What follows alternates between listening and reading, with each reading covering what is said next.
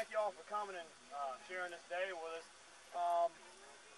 What you're going to get to see out here is line infantry, a company body of troops doing march maneuvers, doing firing, and then we'll talk a little bit about the tactics, the weapons, and the soldiers themselves.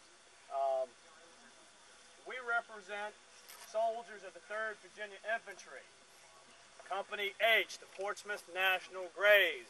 They were shipyard workers before the war. A lot of these men would have worked on the Virginia, the ironclad Virginia. Some of you might know it as the Merrimack, but us Virginians, we call it Virginia. The 3rd Virginia was formed in 1856 as part of Virginia's volunteer regiments or state militia like the day's National Guard. When the clouds of war gathered above the South, Virginia finally making the decision to succeed, the 3rd Virginia went into Confederate services along with the rest of the Virginia regiments and companies. We went into service of the Confederacy with over 1,000 men strong, men from the Tidewater region of Virginia. Today would be the Virginia Beach area, the Norfolk, Chesapeake, and out towards Petersburg. That was the Tidewater of Virginia. We took part in all the major battles of the war. Before Gettysburg, the 3rd saw major fighting at the 7 Days fighting, where at Gaines Mill and places like Fraser's Farm, we had over 200 casualties out of the regiment. So they've seen a lot of fighting up until this time. The 3rd Virginia was part of General Kemper's brigade, of General Pickett's division of the Army of Northern Virginia 1st Corps, General Longstreet's Corps. Before they arrived here, Pickett's division was the rear guard of the Army. They had been at Chambersburg, Pennsylvania. They are guarding the rear of the Army and tearing up the railroad tracks. They arrived here at 4:30 in the afternoon of July 2nd. General Lee not needing them at that time, they went into camp. And they went into battle line, ready to start the advance and the assaults at 11 o'clock in the morning.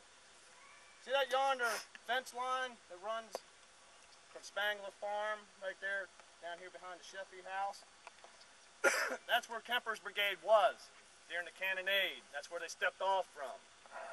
Right there. So you can see, from right here, you can see where the brigade was. The 3rd Virginia went into action with 356 men. We would lose almost 50% of the regiment during the charge.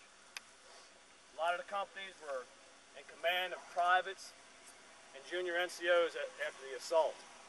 Pickett's division had 6,500 men that went into action, and 3,200 Virginians became casualties. So you can see almost nearly half the division was casualties coming out of this assault. Now the Army of Northern Virginia had about 75,000 men that went into action here, and out of that, there were nearly 6,000 Virginians that were casualties at this battle between all the regiments throughout the Army of Northern Virginia. But